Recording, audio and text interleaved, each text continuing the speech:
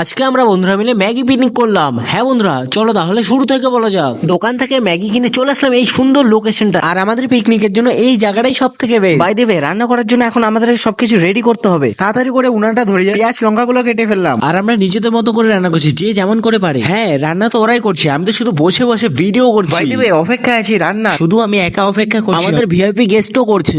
ऐसे चाट जमो सारा खाना ऐसे ऐसे ऐसे ऐसे चाटो। ठीक है समझ गया। After 10 minute we are almost done cooking. আর খাওয়ার জন্য আমরা থালা না আনতে পারে আমরা পাতাতে খেয়ে নেবো। তাছাড়া এটা কিন্তু থালার থেকে কিছুতেই কম না। এবারে এক এক করে খাবার নেওয়া যাক। আর যাই বলো, রান্না যেমনই হোক, বন্ধুরা মিলে রান্না করে সবাই মিলে খাওয়ার মজাটাই আলাদা। ঠিক বলেছো। আমি খাওয়ার জন্য হাঁড়িটাই বেছে নিলাম, আর সবাই যে যার মতো করে খাওয়া শুরু করে দিয়েছে, আর আমাদের গেস্টও খাচ্ছে। যাই হোক, ম্যাগি রান্নাটা ভালোই হয়েছে। আর এদিকে তাড়াতাড়ি করে খাবার শেষে ভাই আমাদের জন্য পাতা নিয়ে আসছে। যাই হোক, ভাই খাবার পেয়ে খুব খুশি।